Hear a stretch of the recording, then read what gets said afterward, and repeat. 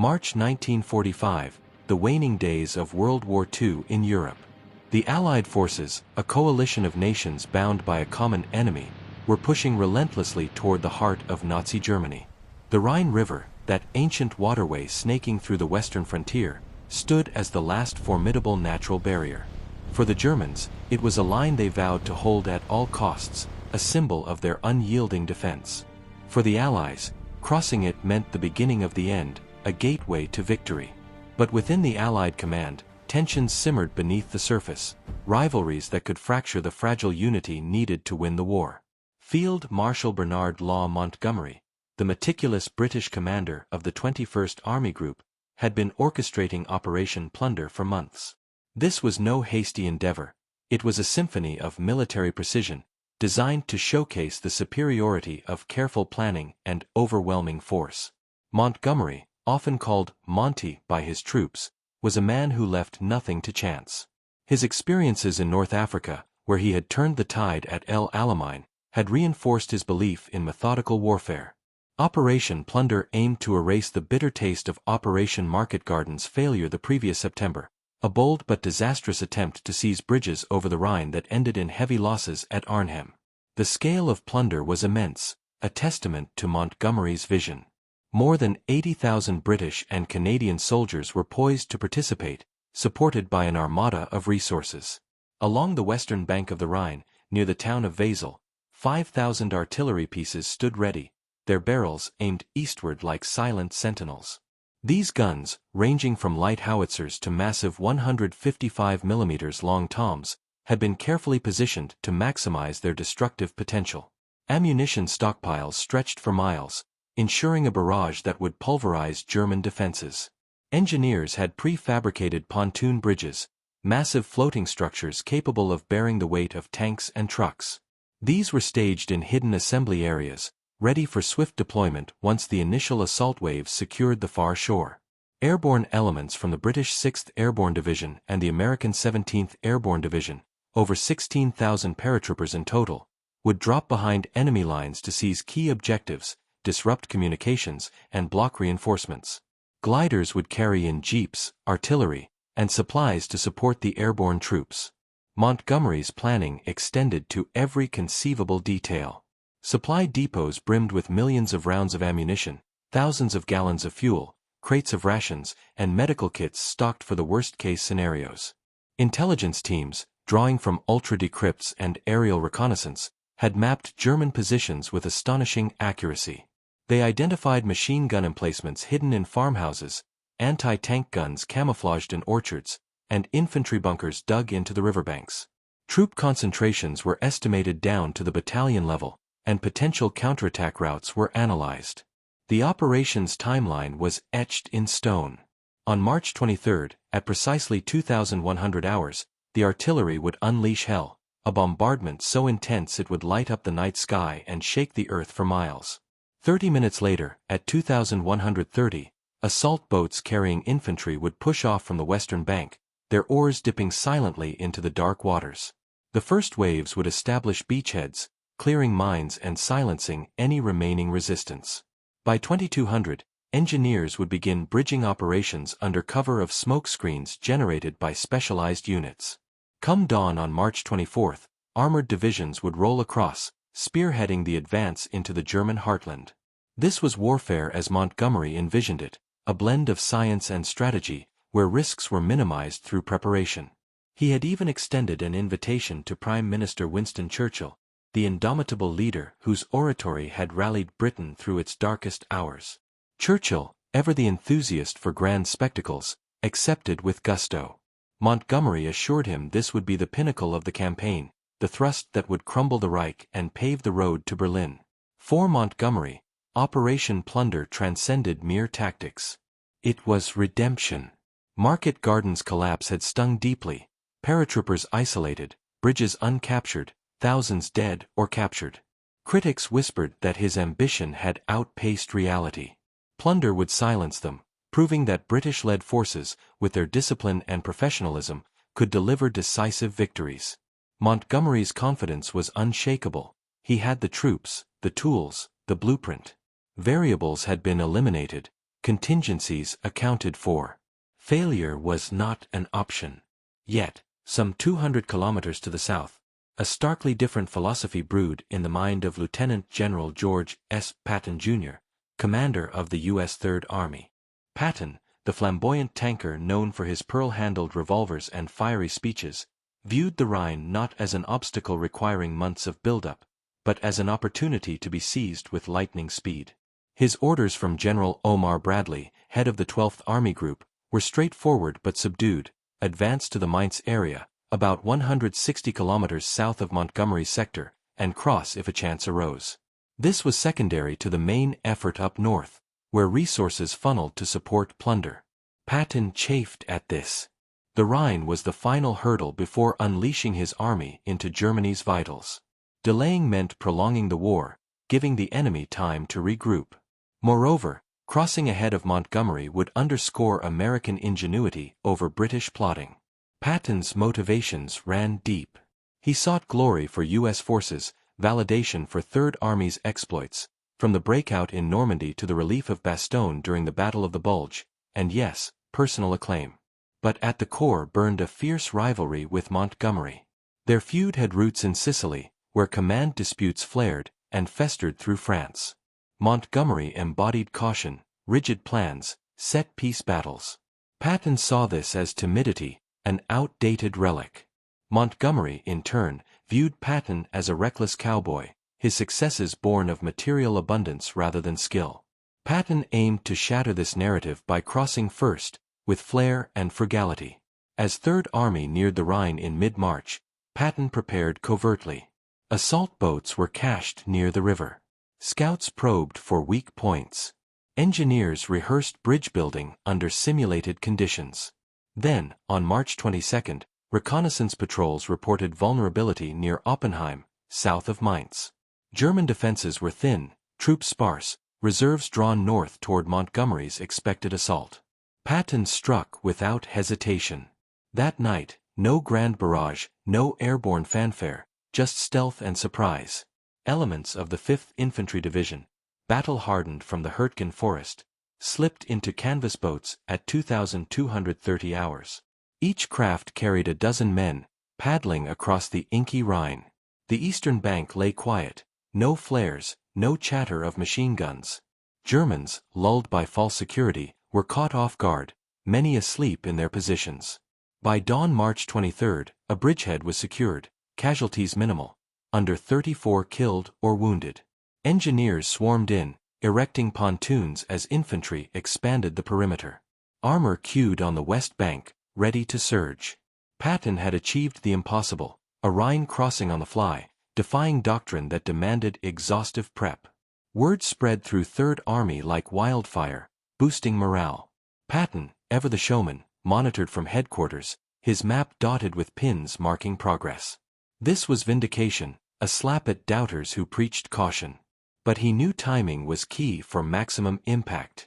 Meanwhile, Montgomery's machine hummed toward launch. Final briefs concluded, troops in position, Churchill en route. The stage was set for Plunder's debut. Little did Monty know, the script had already flipped. March 23 dawned crisp over 3rd Army HQ. Patton, up before sunrise, pored over reports. Bridgehead deepening to 5 kilometers, German resistance crumbling, pontoons nearly complete. 2 regiments across, more following. The operation's success exceeded even his bold predictions. Patton's impulse was to broadcast the triumph, but he held back. Premature announcement might invite orders to halt, citing coordination needs. Better to solidify gains first, making reversal untenable. By mid-morning, the foothold was ironclad, Germans retreating in disarray. He phoned Bradley, voice nonchalant, 3rd Armies across the Rhine at Oppenheim. Bridgehead secure, divisions crossing soon. Casualties light. Bradley's shock was palpable. No authorization for Oppenheim, no alignment with plans. Patton countered, opportunity knocked, delay would invite enemy buildup. Bradley, torn between rebuke and awe, opted for pragmatism. The breach was fait accompli, exploit it. But Patton pressed further. By evening, as sporadic German artillery peppered the bridges and Luftwaffe sorties buzzed overhead, he called again, demanding press release. He wanted headlines blaring American precedents over Montgomery's impending show. Bradley grasped the ploy. Petty, yes, but potent. It would rile Montgomery, strain alliances, but highlight U.S. prowess. He greenlit the announcement, timed to preempt Plunder's coverage. The news hit Montgomery's HQ at 1120 hours, March 23, mere hours before Plunder's kickoff. An aide delivered the dispatch amid final prep. Monty's response: cool dismissal.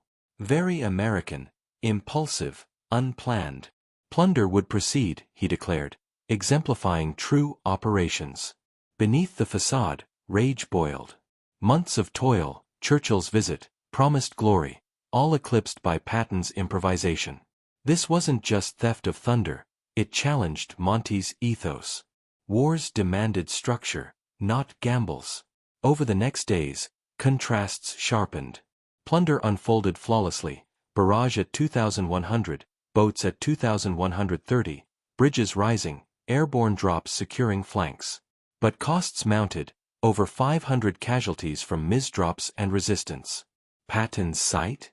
Expansion unchecked, 2 divisions across by March 25, casualties below 100. Stats damned Montgomery, his extravaganza versus Patton's economy. Press ate it up. U.S. papers hailed Patton's dash, British reports noted plunder but conceded precedence.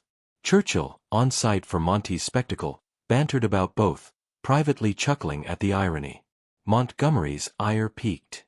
Patton had sabotaged unity for ego. Discipline demanded action.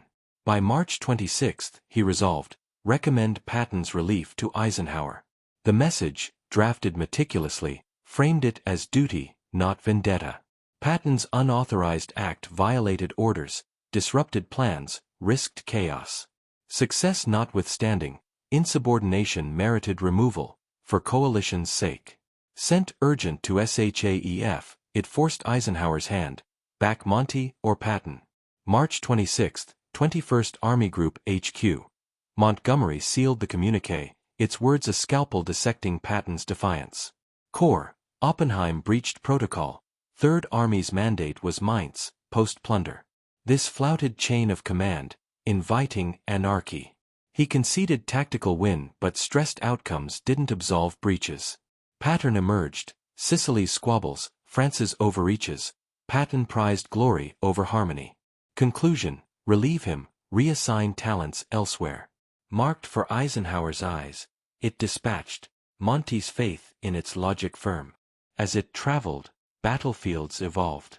Patton's spearhead pierced 15 kilometers east, eyeing Frankfurt. Plunder advanced, claiming turf at higher toll.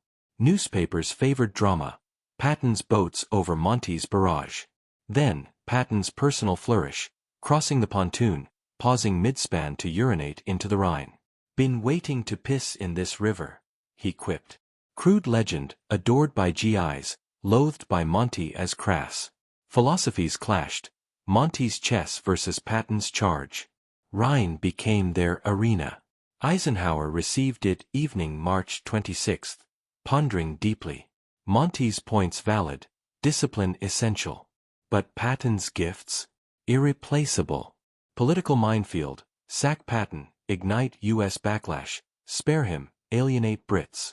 Drafting reply, Ike acknowledged flaws but affirmed Patton's retention. Results trumped protocol in war's twilight. He'd council coordination, but Patton stayed. Transmitted March 28, it stung Monty but he acquiesced, friction lingering. Patton, briefed, smirked, Eisenhower backed winners. Resentment toward Monty festered, but focus shifted east. Controversy waned as victories mounted, but legacy endured. 2 styles, 1 triumph.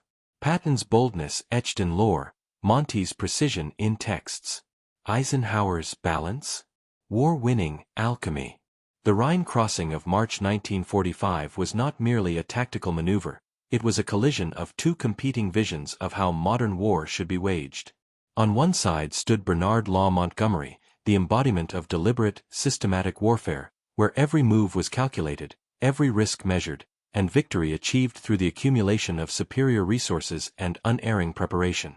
On the other stood George S. Patton, the apostle of speed, shock, and audacity, who believed that hesitation was the deadliest enemy and that opportunity, once glimpsed, must be seized with ruthless immediacy. The events of late March would become a living laboratory for these philosophies, and the world would watch closely to see which one proved more effective in the crucible of battle. Montgomery's Operation Plunder began exactly as planned, a testament to the months of preparation that had gone into it. At precisely 2100 hours on March 23, the night sky above Basel erupted in a cataclysm of fire. 5,000 artillery pieces opened simultaneously, their muzzle flashes creating a continuous sheet of flame along the western bank of the Rhine. The roar was so intense that men miles away felt the ground tremble beneath their feet. Shells of every caliber, high explosive, smoke, incendiary, poured down on German positions. Entire villages disappeared in clouds of dust and flame. German artillery batteries were silenced before they could reply. Trenches and bunkers that had withstood weeks of Allied pressure were obliterated in minutes. At 2130 hours, the first wave of assault boats pushed off. British and Canadian infantry, faces blackened, rifles slung, crouched low in the canvas craft. The river was wide here, nearly 400 yards in places, its current swift and cold. Searchlights from the western bank, shielded to avoid blinding the attackers, illuminated the far shore just enough to guide the boats. Smoke generators laid down thick white clouds, obscuring the crossing from German observers. Despite the preparation, the moment was tense. The Germans had mined the riverbanks heavily and placed machine guns in concrete pillboxes. Yet the bombardment had done its work. Many German positions were shattered, their crews dead or dazed. Resistance was sporadic, uncoordinated. By midnight, the 1st Battalions had secured lodgements on the eastern bank. Engineers followed immediately, hauling pontoon sections and bridging equipment across in storm boats. Under the cover of smoke and darkness, they began assembling the first floating bridges. By 0400 hours on March 24, the first Class 40 bridge, capable of carrying tanks, was taking shape. At first light, the airborne assault began. Hundreds of C-47 transports droned overhead, dropping paratroopers and gliders behind German lines. The 6th Airborne Division seized key road junctions and destroyed German artillery positions. The 17th Airborne Division captured high ground overlooking the river, preventing counterattacks. Churchill watched much of this from a vantage point near the river, binoculars in hand, a cigar clenched between his teeth. He had insisted on being close to the action, against the advice of his security detail. To him, this was history in the making, the moment Britain's armies proved their mastery.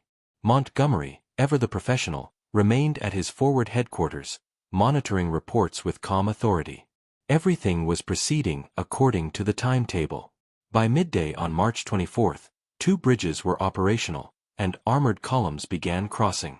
The 43rd Wessex Division and the 4th Canadian Armored Division rolled forward, supported by Typhoon fighter bombers that strafed any German movement. Yet beneath the surface of success, costs were mounting. The airborne drops had suffered more casualties than anticipated. Some gliders landed in areas still held by German infantry. Others were caught in anti-aircraft fire.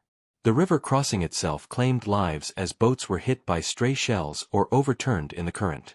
By the end of the first day, British and Canadian casualties exceeded 500, with hundreds more wounded. This was not unexpected. Montgomery had planned for it, but the numbers stood in stark contrast to what had happened farther south. Patton's crossing at Oppenheim had been the antithesis of plunder in every way. No preparatory bombardment, no airborne drops, no massive logistics buildup. Just a single division, the 5th Infantry, slipping across in the darkness with canvas boats and the element of surprise. The operation had been authorized by no one above Patton's level. Bradley had been informed only after the fact. Yet the results were undeniable. By March 24, the bridgehead was 8 kilometers deep and 10 kilometers wide. 2 full divisions, the 5th and the 4th Armored, were across the river. Engineers had constructed 3 pontoon bridges, one of them already carrying tanks and trucks. German counterattacks were feeble, disorganized.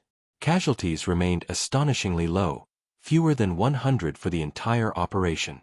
Patton himself crossed the river on March 24, driving a jeep across one of the newly completed pontoon bridges. Halfway across, he stopped the vehicle, stepped out, walked to the edge of the bridge, and urinated into the Rhine. The gesture was witnessed by dozens of soldiers, who immediately spread the story. It was crude, theatrical, and utterly characteristic of the man. When asked about it later, Patton reportedly said, "I've been waiting a long time to do that." The tale raced through Third Army, boosting morale. To American troops, it symbolized contempt for the enemy's last great defensive line. Germany's supposedly impregnable barrier had been reduced to something a man could literally piss on. The contrast between the two crossings could not have been more dramatic. Montgomery's operation involved 80,000 troops, thousands of artillery pieces, extensive air support, and months of preparation. It achieved all its objectives, but at a cost of over 500 casualties in the first 48 hours. Patton's operation involved 1 division at the outset, virtually no fire support, and almost no preparation. It cost fewer than 100 casualties and achieved a secure bridgehead in less than 24 hours. Newspaper coverage reflected this disparity.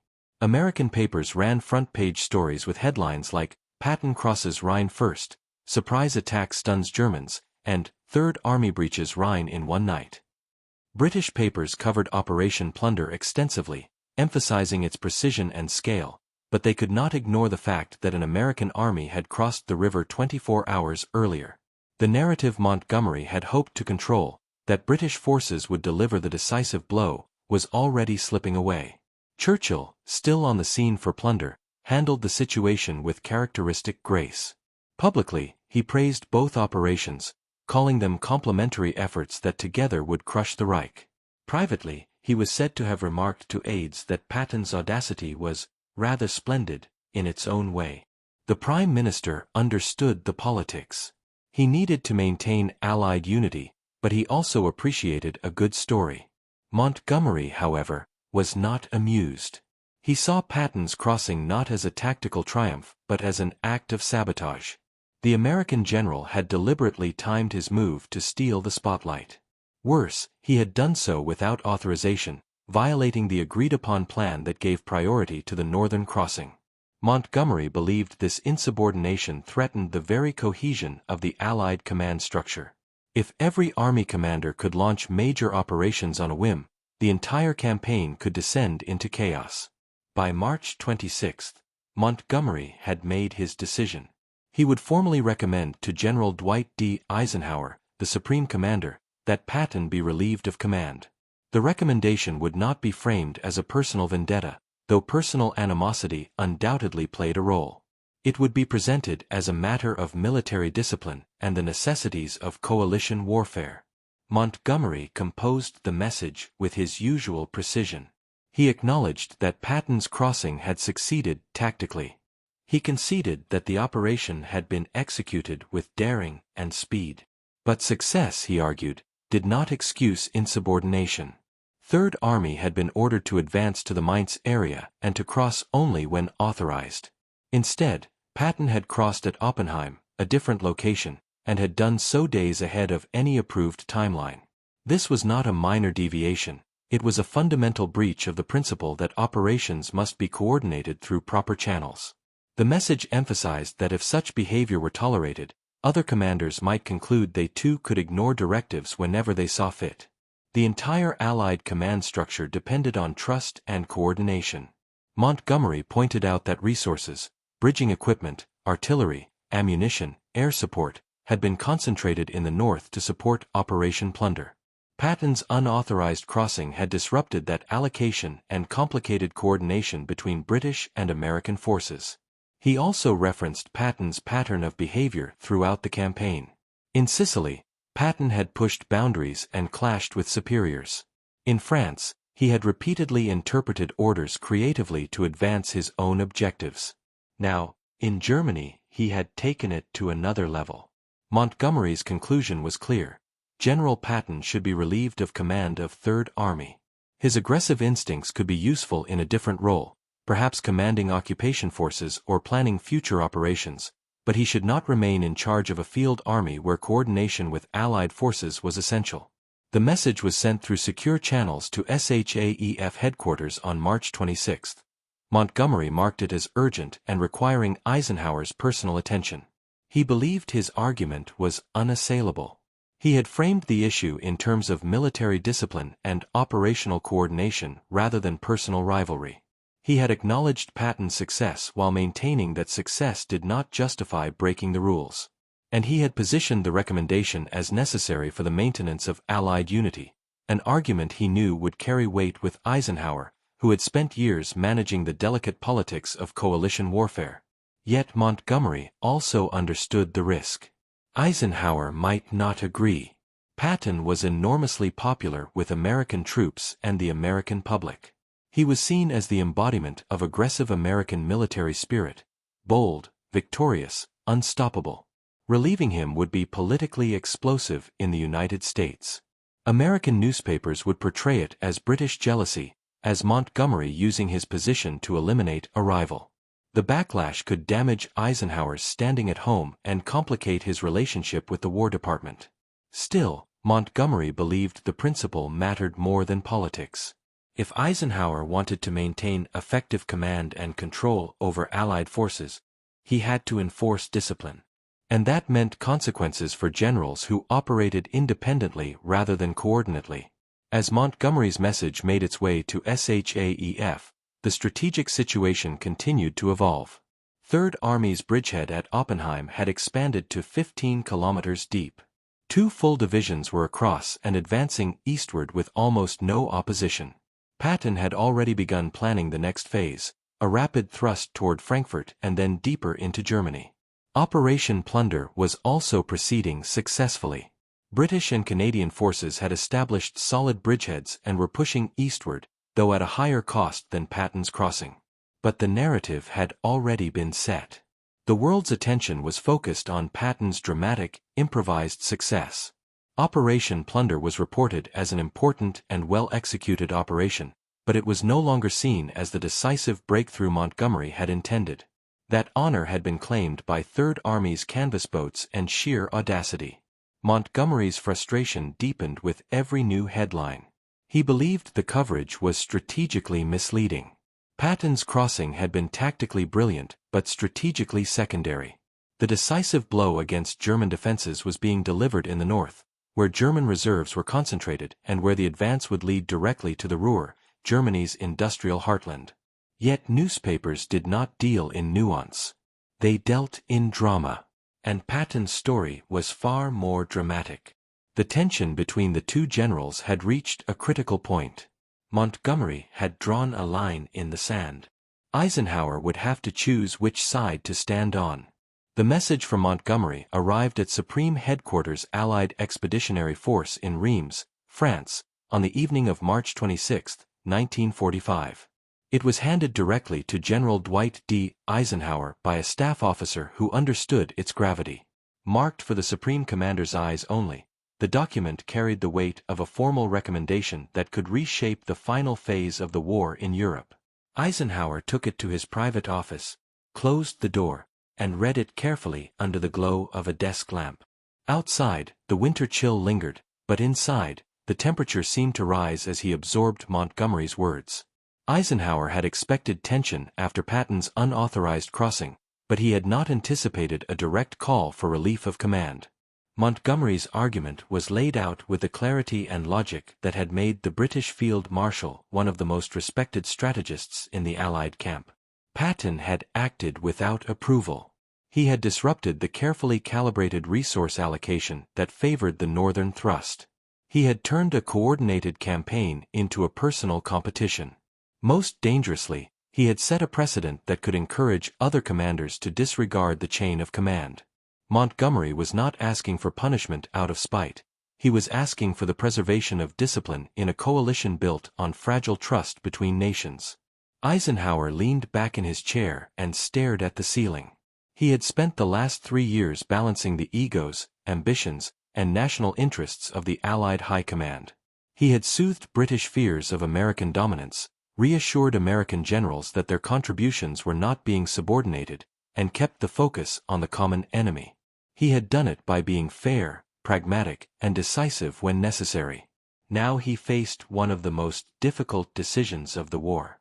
On one side was Montgomery, his deputy ground commander, a man whose methodical approach had delivered victory after victory, from El Alamein to Normandy. Montgomery's caution had sometimes frustrated the Americans, but it had also prevented disasters. His planning for Operation Plunder had been flawless in execution, and his sector remained the strategic priority for encircling the Ruhr, Germany's industrial core.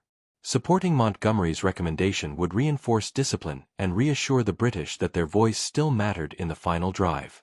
On the other side was Patton, brash, irreverent, brilliant.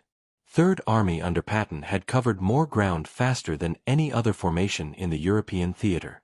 From the breakout at Avranches to the lightning relief of Bastogne, Patton had repeatedly turned impossible situations into triumphs. His crossing at Oppenheim was the latest example. A river that German doctrine claimed required weeks of preparation had been breached in hours, with almost no losses. Patton's aggressive style was exactly what the collapsing German front needed now, relentless pursuit to prevent the enemy from reorganizing. Eisenhower knew Patton better than most. They had served together in the interwar years, when both were younger officers experimenting with armored doctrine. Eisenhower had watched Patton's career with a mix of admiration and concern. The man was a force of nature, capable of inspiring soldiers to feats they did not believe possible. But he was also difficult, quick to anger, slow to forgive, and utterly convinced of his own genius.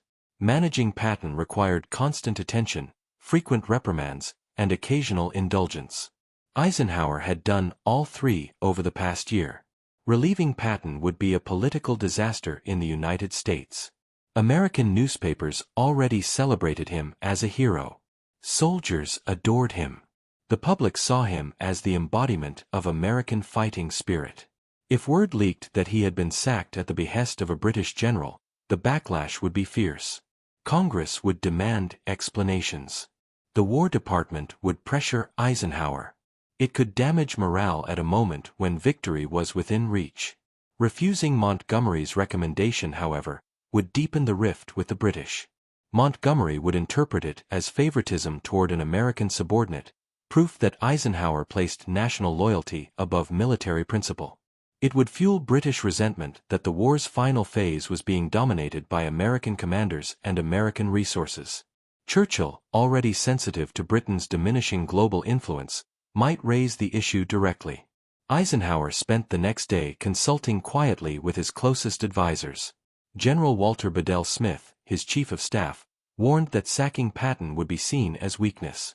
General Omar Bradley, Patton's immediate superior, argued strongly in favor of keeping him. Bradley acknowledged the insubordination but pointed out the results. Third Army was already 20 kilometers east of the Rhine and advancing rapidly. German resistance in the south was crumbling. To pull Patton now would slow the momentum at the worst possible time. By the evening of March 27, Eisenhower had made up his mind. He would not relieve Patton. The decision was not based on personal affection or national bias, but on cold military calculation. The war was entering its endgame. German armies were disintegrating. The priority now was speed, preventing the enemy from establishing new defensive lines, from moving factories eastward, from prolonging the slaughter. Patton's style was uniquely suited to this phase. No other commander could match his ability to exploit a broken front. That did not mean Patton would escape consequences entirely. Eisenhower resolved to speak to him directly and make clear that future operations required better coordination. But removal from command was not warranted. On March 28, Eisenhower drafted his reply to Montgomery. The tone was respectful, acknowledging the validity of Montgomery's concerns. He agreed that coordination was essential and that Patton's actions had fallen short of the standard expected. He promised to address the issue personally with Patton and ensure closer communication in the future. But he rejected the recommendation to relieve him. The message explained that Third Army's performance throughout the campaign had been exceptional. Patton's leadership had produced results that justified continued confidence. More importantly, with German resistance collapsing, the Allies needed maximum speed and aggression. Patton's talents were indispensable in this final push. Removing him would disrupt Third Army's momentum and send the wrong signal at a critical moment.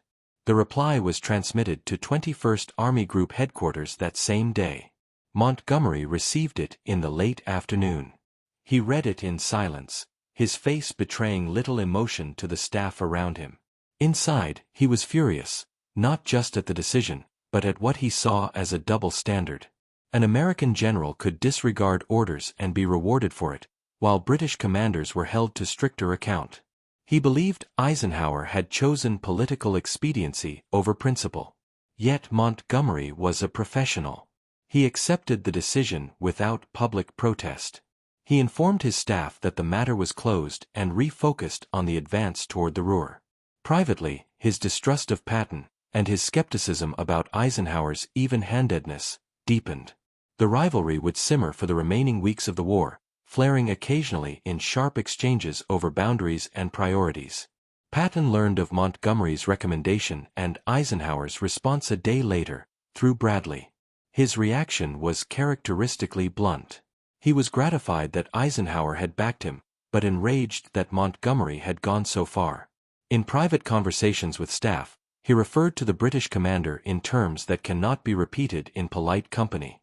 He reportedly remarked that Montgomery's idea of speed was a dead snail on crutches.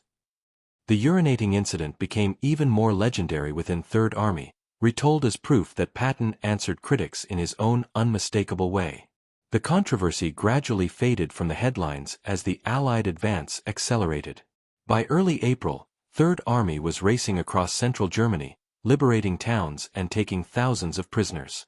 British and Canadian forces encircled the Ruhr pocket, trapping an entire German army group.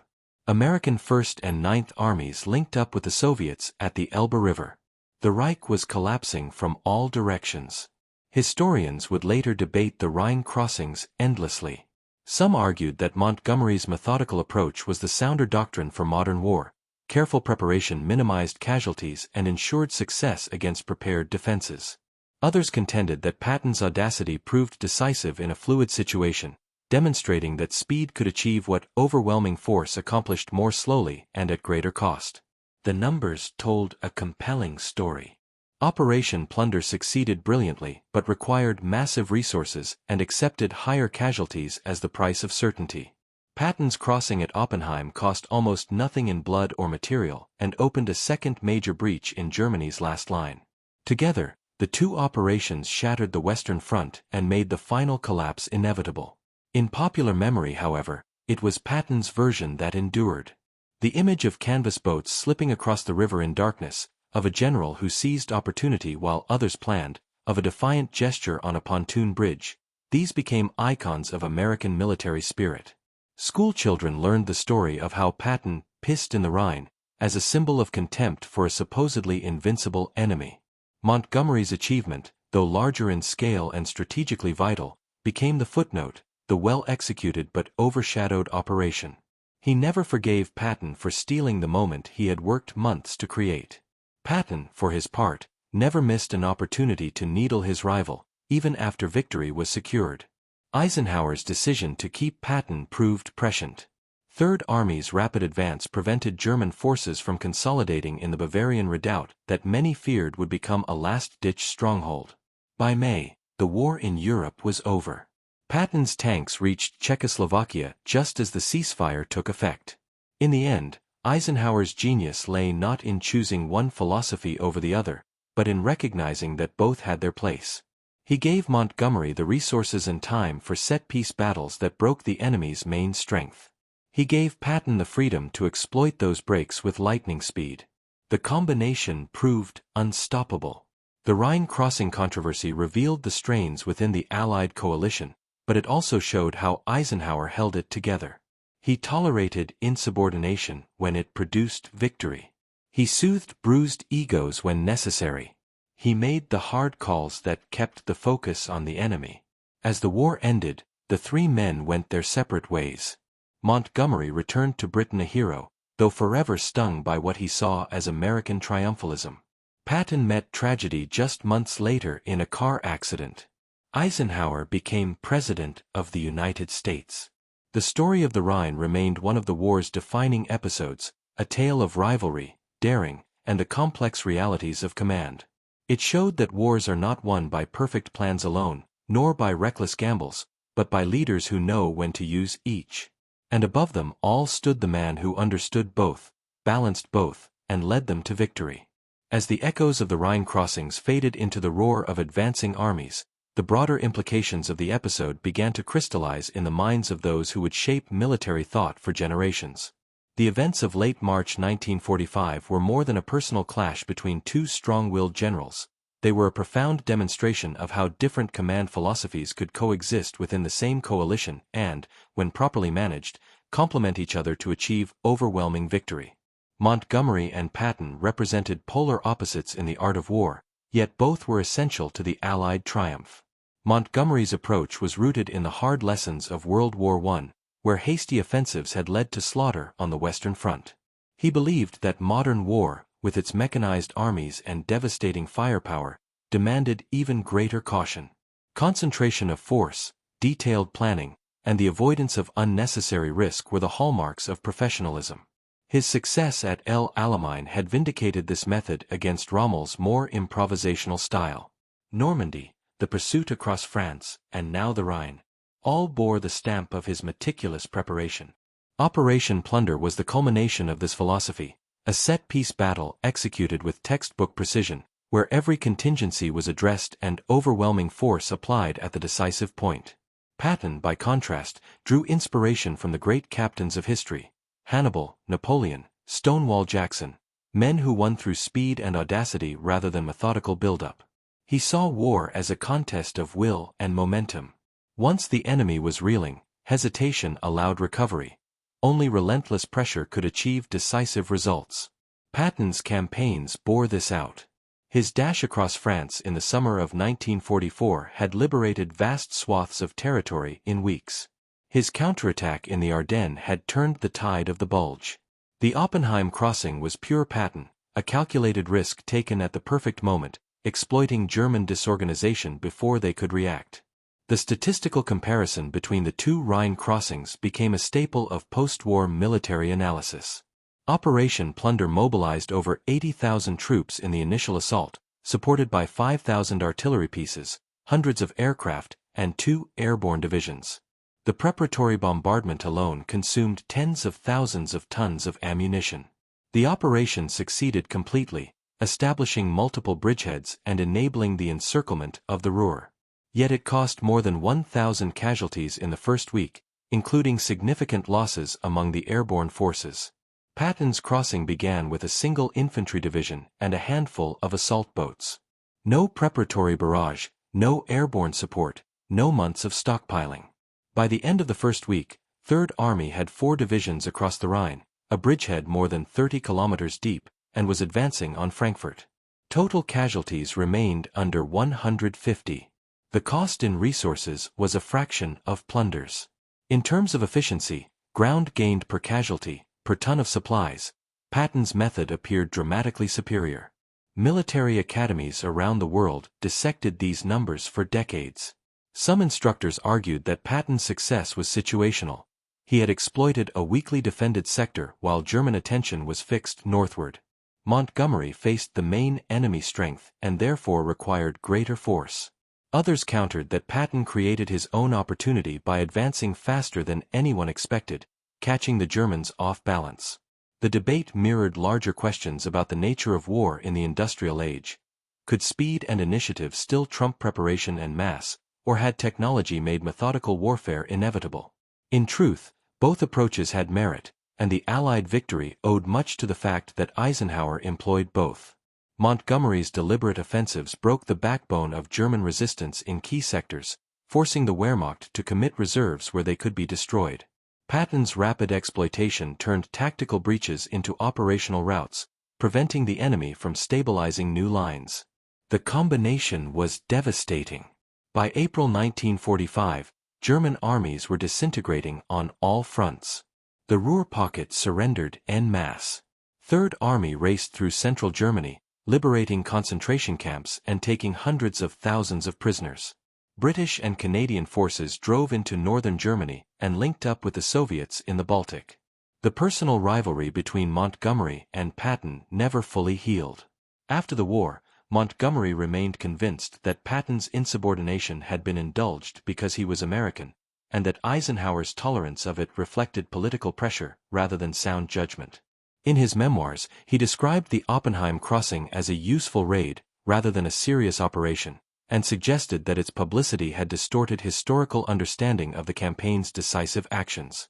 Patton, had he lived longer, would undoubtedly have responded in kind. His diaries and letters from the period are filled with scathing comments about Montgomery's caution and what he saw as British jealousy of American success.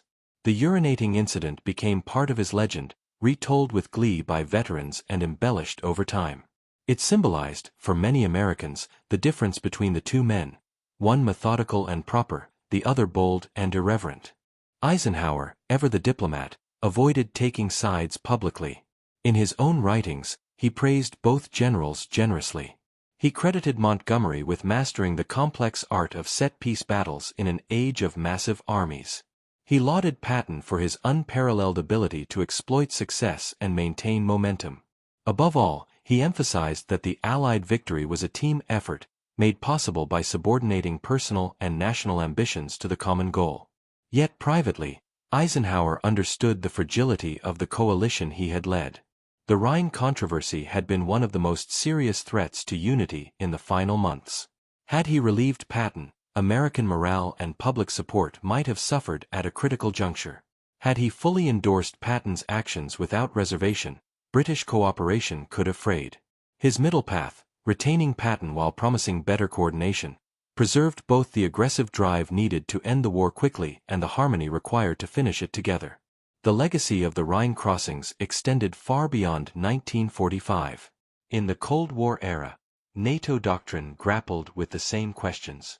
Against a Soviet opponent with numerical superiority, should Western armies emphasize meticulous planning and firepower, or mobility and initiative? American officers often pointed to Patton as proof that boldness could offset material disadvantage. European officers, shaped by Montgomery's example, stressed the need for coordinated, combined arms operations. In popular culture, Patton's story dominated. Books, films, and television dramatized his flamboyant personality and dramatic exploits. The 1970 film, Patton, immortalized the general as a reincarnated warrior, with the Rhine episode featured prominently. Montgomery, despite his pivotal role in the war, received less attention outside Britain. His contributions were acknowledged in academic histories, but the public imagination preferred the swashbuckling American. Perhaps the truest measure of the episode's significance lies in what it revealed about leadership at the highest level. Great commanders are not interchangeable. Montgomery could not have executed Patton's improvised crossing, nor could Patton have orchestrated plunder's complexity. Eisenhower's achievement was recognizing this and deploying each man where his strengths mattered most. He managed their egos, channeled their energies, and absorbed the friction their rivalry generated. In the end, the Rhine was crossed not once but multiple times, by multiple armies, using multiple methods. The river that German propaganda had declared impregnable proved to be just another obstacle in the path of Allied victory. Montgomery's bridges carried the weight of careful planning and national pride. Patton's pontoons bore the mark of daring and individual brilliance. Together, they carried the Allies into the heart of Germany and brought the thousand-year Reich to its knees in a matter of weeks. The controversy that briefly threatened to divide the High Command became, in retrospect, a footnote in a far greater story. The story of how a coalition of democracies, drawing on diverse talents and temperaments, overcame the most formidable military machine Europe had ever seen. Montgomery and Patton never agreed on much, but they agreed on the enemy. Eisenhower ensured that was enough. As the war ended and the world turned toward peace, the lessons of the Rhine endured. Wars are won not by perfect adherence to doctrine, but by leaders who understand when to plan meticulously and when to strike boldly. Sometimes the textbook approach is essential. Sometimes the unorthodox gamble pays off. The wisest commanders, and the wisest supreme commanders, know the difference and know how to harness both. The Rhine crossings of March 1945 stand as a timeless illustration of that truth. Two generals, two philosophies, one river, one victory. And above them all, the quiet Kansan who held the alliance together and led it to triumph. The Rhine crossings of March 1945 have rightly earned their place as one of the defining moments of the Second World War in Europe. They marked the irreversible breaching of Germany's last great natural defense line, the point at which the Wehrmacht's collapse accelerated from steady retreat to total disintegration. Within weeks of those fateful nights on the river, Allied armies were deep inside the Reich, linking up with the Red Army, uncovering the horrors of the concentration camps, and racing toward the final surrender. Yet the story of how the Rhine was crossed is as much about human character, rivalry, and leadership as it is about bridges, boats, and artillery. Bernard Law Montgomery and George S. Patton Jr. were products of very different military traditions, temperaments, and experiences. Montgomery, the son of an Anglican bishop, rose through the British Army with a reputation for thoroughness and intellectual rigor.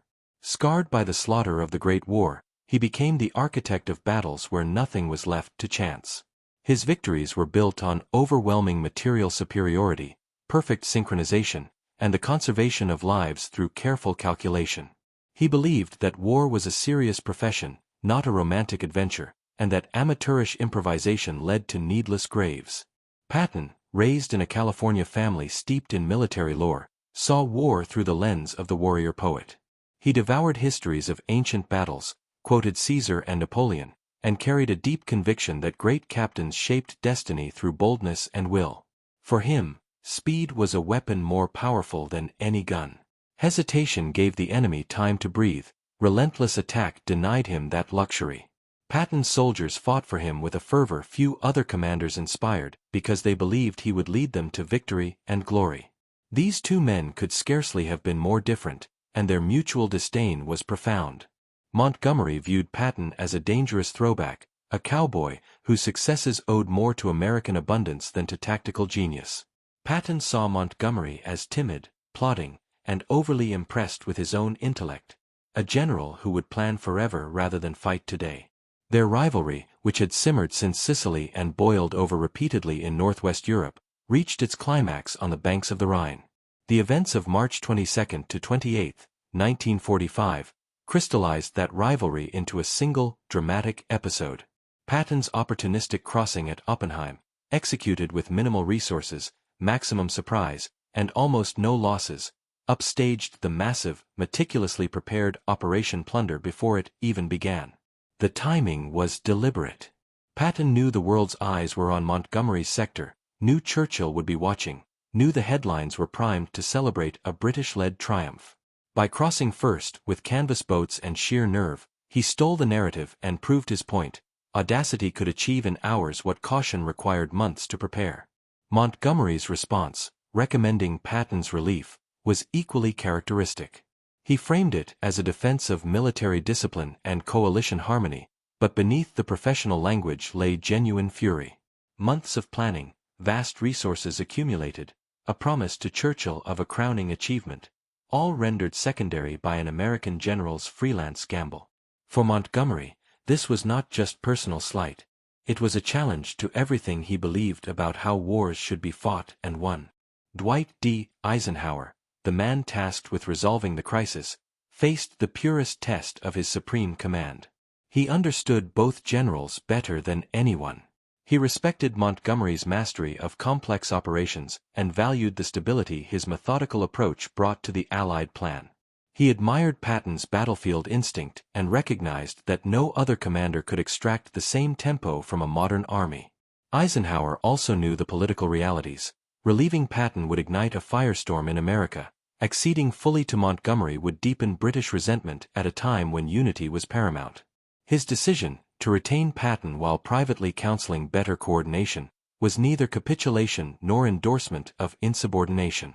It was pragmatic leadership at its finest. Eisenhower judged that, in the war's final phase, speed mattered more than perfect adherence to plan. German forces were breaking. The priority was to keep them breaking. Patton's aggressive pursuit would shorten the war and save lives in the long run, even if it bruised egos and bent rules along the way. History has largely vindicated Eisenhower's choice. Third Army's lightning advance through southern Germany prevented any coherent last stand in the rumored Alpine redoubt. The rapid encirclement of the Ruhr by 21st Army Group, made possible by Montgomery's solid bridgeheads in the north, trapped hundreds of thousands of German troops. The combination, methodical power in one sector, explosive exploitation in another, proved irresistible. In the decades since, the Rhine episode has become a touchstone for students of leadership and strategy. West Point and Sandhurst classrooms still debate it. Was Patton's crossing a stroke of genius or a lucky gamble against thin defenses? Was Montgomery's operation wasteful extravagance or the gold standard of combined arms warfare? The answer, as Eisenhower understood, is that both were right in their contexts. Modern armies need commanders who can plan set-piece battles and commanders who can exploit fluid situations. The rarest talent is the leader who knows which tool to use when, and who can manage strong personalities without stifling their strengths. Popular memory, especially in America, has favored Patton. His flamboyance, his quotable defiance, his theatrical gesture on the pontoon bridge, all made for irresistible storytelling.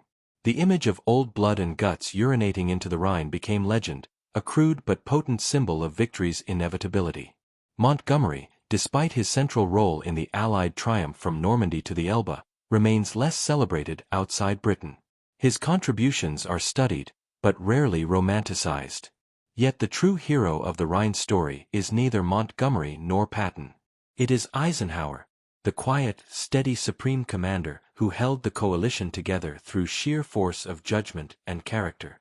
He absorbed the friction, made the hard calls, and ensured that two indispensable but incompatible generals both contributed to victory without destroying the alliance.